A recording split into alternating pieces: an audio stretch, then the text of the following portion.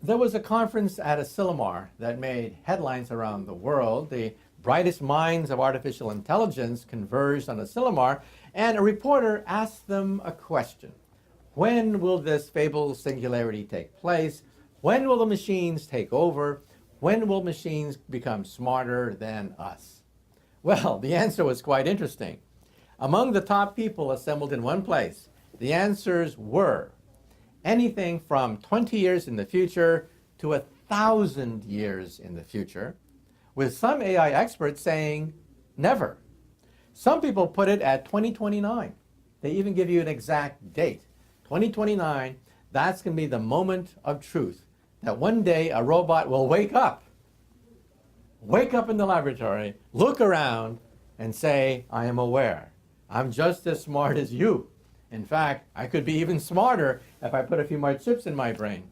Other people say, not so fast, not so fast, because Moore's law is going to break down. The reason why many people are so confident about this prediction of the so-called singularity is because of Moore's law. That computer power doubles every 18 months, and it's a curve that has held sway for 50 years. If you go back 100 years, back to the time of mechanical hand crank computers, put that into Moore's law, and you still get a nice fit. So believe it or not, Moore's law has been in operation for about 100 years, going back to hand crank calculators, with computer power doubling every 18 months. Well, can this go on forever? And the answer is no, because eventually physics takes over. And that is, physics says that silicon is unstable at the molecular level. Transistors get so small, so powerful, and they generate so much heat that the silicon chip melts and electrons leak out because of the Heisenberg uncertainty principle. You don't know where the electron is anymore. Therefore, we physicists are looking for replacements for silicon.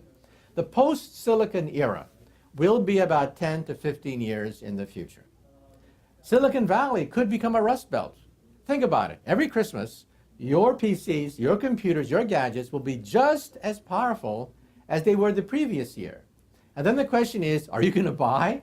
Are you going to buy any more computer products for Christmas time, knowing that they're just as powerful as they were the previous year? Probably not. Which means that the computer industry could begin to shake as a consequence. So we physicists are looking at optical computers, quantum computers, DNA computers, protein computers, all sorts of different kinds of architecture, down to the molecular, down to the atomic, down to the microscopic realm. But none of them are ready for prime time yet. So my answer is, I don't know. All I'm saying is there's vast uncertainties in projecting Moore's law into the future. However, I would say by end of the century, it is definitely conceivable that if we work out the technical problems, we might be able to create machines that are as smart as us. Right now, our machines are as smart as insects. Eventually, they'll be smart as mice. After that, they'll be smart as dogs and cats. Probably by the end of the century, who knows, they'll be as smart as monkeys. At that point, they could be potentially dangerous, because monkeys can formulate their own plans. They don't have to listen to you. They can formulate their own strategies, their own goals. And I would say, therefore, at that point, let's put a chip in their brain to shut them off if they get murderous thoughts. Isaac Asimov advocated something like that with his 3 laws. I say, hey, put a chip in their brain to shut them off if they start to get murderous.